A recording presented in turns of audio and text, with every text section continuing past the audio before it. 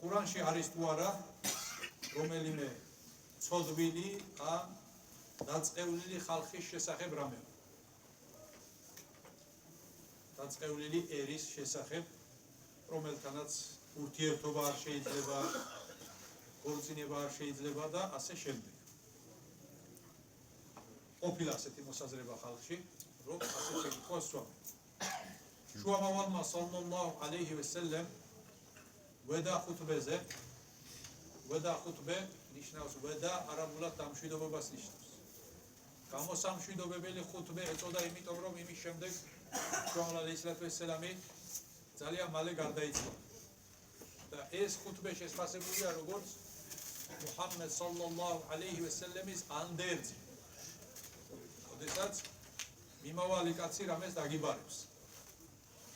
და ასეთ შემთხვევაში ყოველთვის მნიშვნელოვან საკითხებს დაიბარებს. და შუა ალეისლამმა აქ თქვა, რომ არა არაბის მიმართ ან არაბს არაბის მიმართ არანაირი უპირატესობა არ გააჩნია.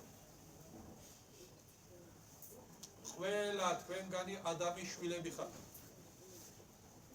ანუ ეროვნებით, წარმომავლობით თავის ქება ისლამში არ არის. ეს არის ყველაზე დიდ ჯაჰილობად მიჩნეული.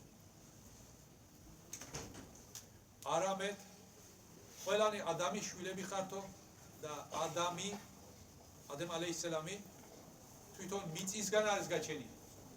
რაღაც ოქროსგან, ბრილიანტისგან, რამე ძვირფასი რამისგან კი არა. მიწისგან არის შექმნილი. ეს იმას ნიშნავს, რომ ყოველი ადამიანი უნდა დაფიქრდეს, მისი წარმომავლობა არის მიწისგან, ტალახისგან, რომელსაც არ უკადროლობთ თუ წაგვეცხობა და ვცდილობთ, რომ რაც შეიძლება მალე ჩამოვიბაროთ.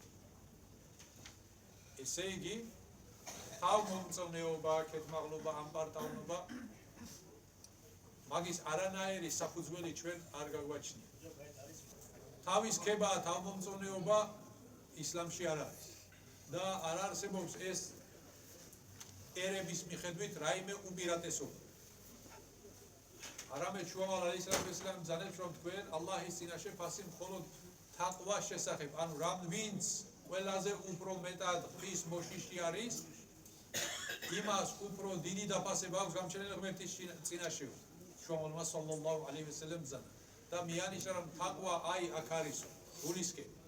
ანუ თაყვა გულშია. ალლაჰი კიდევ ერთ ჰადისში ბრძანებს შუამავალი, რომ ალლაჰი არ უყურებს არც თქვენს სახეებს, არც თქვენს აღნაგობას, არც თქვენს ჩასაცმელს. არამედ ალლაჰი უყურებს თქვენს ერთგულებას, თქვენი რწმენის სიწრფეს. აქედან გამომდინარე, თუ მორწმუნე არის ადამიანი, ეროვნებას მნიშვნელობა არ აქვს. ყველა თანაბარიან ალლაჰის წინაშე. ალლაჰის წინაშე ყველა მოიხსენება როგორც ადამიანის შვილი.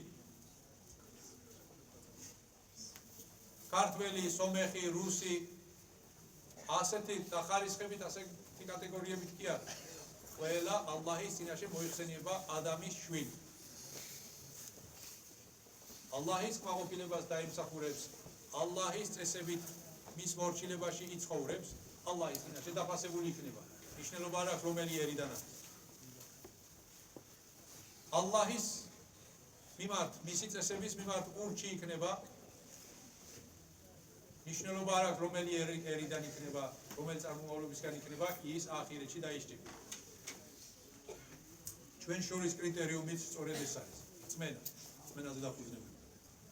აქედან გამომდინარე ურთიერთობა, ხვება, გათხვება და ასე შემდეგ, ეს ყველაფერი მუსლიმია, მორწმუნეა, კი ბატონო, შექმნება შესაბამისი ურთიერთობა.